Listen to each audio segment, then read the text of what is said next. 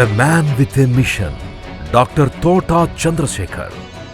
రాజకీయ పదవుల్లో ఉన్నవారు ఎన్నాళ్లుంటారో ఎవ్వరికీ తెలియదు. కానీ ప్రభుత్వ పాలన నిరంతరాయంగా కొనసాగాల్సిందే.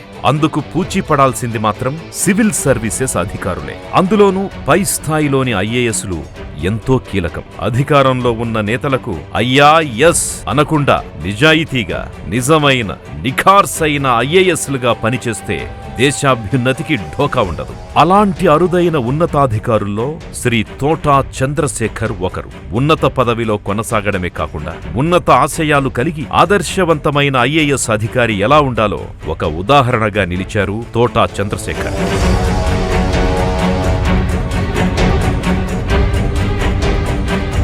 ప్రస్తుతం తెలంగాణ సీఎం కేసీఆర్ నేతృత్వంలోని భారత్ రాష్ట్ర సమితికి ఆంధ్రప్రదేశ్ రాష్ట్ర అధ్యక్షుడిగా బాధ్యతలు నిర్వర్తిస్తున్నారు. తోటా చంద్రశేఖర్ గతంలో మహారాష్ట్రలో ఓ సంచలనం.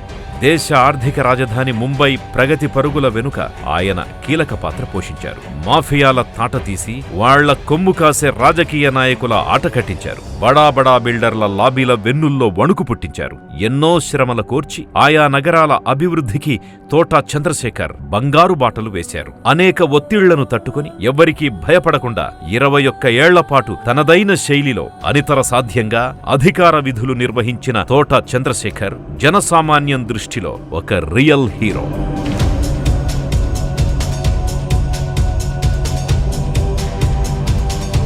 ఆంధ్రప్రదేశ్లోని గుంటూరు జిల్లాలో జన్మించిన డాక్టర్ తోటా చంద్రశేఖర్ ఆంధ్ర యూనివర్సిటీలో ఎంఎస్సీ చేశారు. అర్బన్ ఎకాలజీ విభాగంలో పరిశోధన చేసి ముంబై విశ్వవిద్యాలయం నుంచి డాక్టరేట్ పట్టాను అందుకున్నారు. 1987లో ఐఏఎస్కి ఎంపికైన తోటా చంద్రశేఖర్ మహారాష్ట్రలో పలు కీలక పదవులు నిర్వహించారు. 2007 ఆగస్టు వరకు ఆయన Mumbai metropolitan region development authority MMRDAలో మెట్రోపాలిటన్ కమిషనర్గా వ్యవహరించారు. అంతకుముందు 2002 అక్టోబర్ నుండి 2005 జూన్ వరకు MMRDA అదనపు మెట్రోపాలిటన్ కమిషనర్గాను ముంబై అర్బన్ ప్రాజెక్ట్ డైరెక్టర్గాను పదవీ బాధ్యతలు నిర్వహించారు.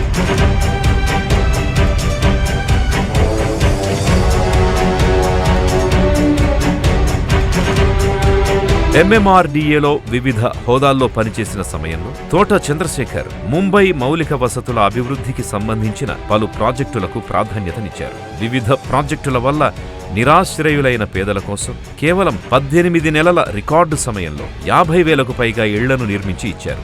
మహారాష్ట్రలో పేదల పక్షపాతిగా ఆయనకున్న పేరు మరే ఇతర నాయకుడికి కూడా లేదంటే అతిశయోక్తి కాదు. 2000 సంవత్సరం నుండి 2002 వరకు తోటా చంద్రశేఖర్ నాగ్పూర్ మున్సిపల్ కమిషనర్గా పనిచేశారు. ఇప్పుడు స్వచ్ఛ భారత్ పేరుతో సాగుతున్న పారిశుద్ధ్యం ఉద్యమాన్ని ఆయన ఆనాడే నాగ్పూర్లో ప్రారంభించి విజయం సాధించారు. మహారాష్ట్రలోని నాగ్పూర్ని క్లీన్ సిటీగా నిలిపారు.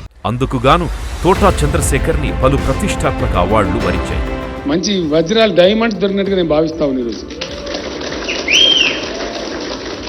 ఎందుకంటే ఈజీగా సులభంగా అర్థం చేసుకోగలిగేటువంటి వ్యక్తులు. కాబట్టి ఈ శుభదినంలో ఒక మంచి ప్రారంభాన్ని చేసుకుందాం. ఆంధ్రప్రదేశ్ రాష్ట్ర బీఆర్ఎస్ అధ్యక్షునిగా నేను చంద్రశేఖర్ గారు నియమిస్తా ఉన్నాను.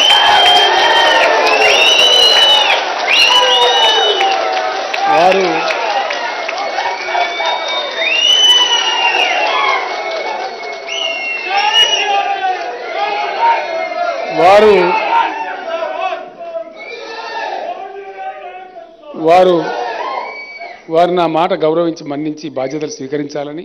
అంతకుముందు 1997 మే నెల నుండి 2000 సంవత్సరం మే నెల వరకు తోటా చంద్రశేఖర్ థానే మున్సిపల్ కార్పొరేషన్ కమిషనర్గా పదవీ బాధ్యతలు నిర్వహించారు.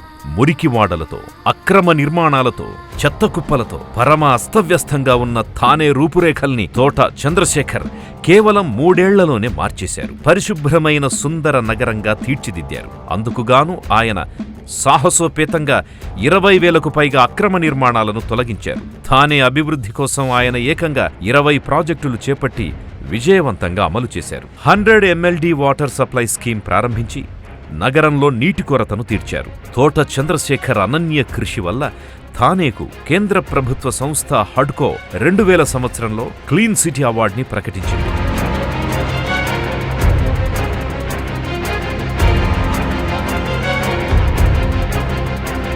అంతలో థానే నుంచి తోట చంద్రశేఖర్ బదిలీ అయ్యారు. థానే ప్రజలు ఆయనను బదిలీ చేయడాన్ని నిరసించారు. తోట చంద్రశేఖర్ బదిలీని వ్యతిరేకిస్తూ స్వచ్ఛందంగా రోడ్లపైకొచ్చారు. అది మామూలు నిరసన కాదు. 3 రోజుల పాటు థానే నగరం మొత్తం బంద్ పాటించిందంటే ఆయన ఒక అధికారిగా, ప్రజల మనిషిగా, జనసామాన్యంతో ఎంతగా మమేకమయ్యారో తెలుస్తుంది. దట్ ఈజ్ తోట చంద్రశేఖర్. థానే అభివృద్ధికి కృషి చేసినందుకు గాను తోట చంద్రశేఖర్ 2001లో ఎకనామిక్ టైమ్స్ లీడర్షిప్ అవార్డుకి ఎంపికయ్యారు. థానేలో ఆయన సాధించిన అద్భుత విజయాలకు గుర్తింపుగా 1998లో ఒకేషనల్ ఎక్సలెన్స్ అవార్డు, 1998లో మహారాష్ట్ర భూషణ్ అవార్డు అందుకున్నారు.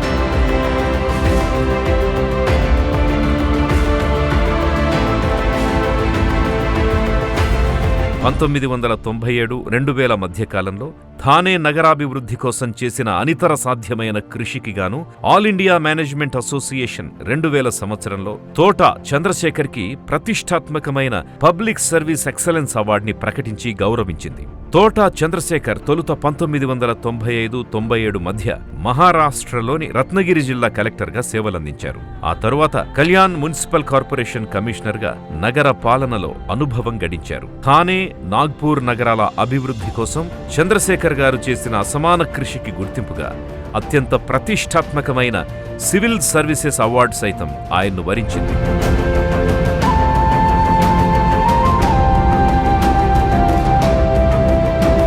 2008 ఏప్రిల్లో పబ్లిక్ అడ్మినిస్ట్రేషన్లో ప్రధానమంత్రి ప్రతిభా పురస్కారాన్ని అందుకున్నారు. ఇది తోట చంద్రశేఖర్ కీర్తి కిరీటంలో మరో కలికితురాయి. నాగ్పూర్ మున్సిపల్ కార్పొరేషన్ పరిపాలనా వ్యవహారాల్లో జవాబుదారీతనం పెంచినందుకు గాను తోట చంద్రశేఖర్కి మహారాష్ట్ర ప్రభుత్వం ప్రతిష్టాత్మకమైన రాజీవ్ గాంధీ అడ్మినిస్ట్రేటివ్ రిఫార్మ్స్ అవార్డుని ప్రకటించింది. MMRDA మెట్రోపాలిటన్ కమిషనర్గా ఉన్నప్పుడు Mumbai urban transport project, Mumbai urban infrastructure project, Mumbai metro project వంటి పలు కీలక ప్రాజెక్టులకు ఆయన రూపకల్పన చేసి అమలు చేశారు.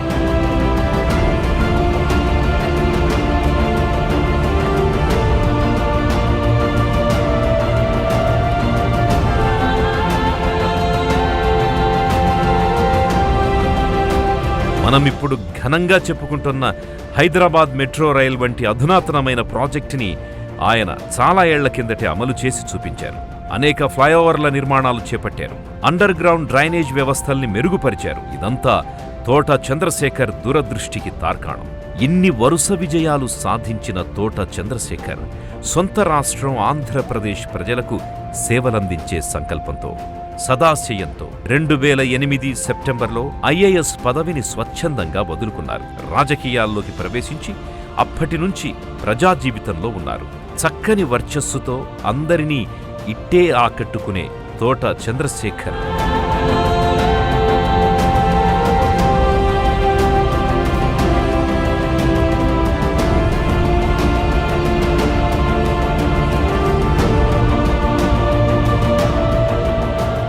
స్ఫురద్రూపి, సౌమ్యుడు, మృదుభాషి, మంచి వక్త, ఎంతో విషయ పరిజ్ఞానంతో, లోతైన అధ్యయనంతో, గణాంకాల ఆధారాలతో చంద్రశేఖర్ ప్రసంగాలు సాగుతాయి.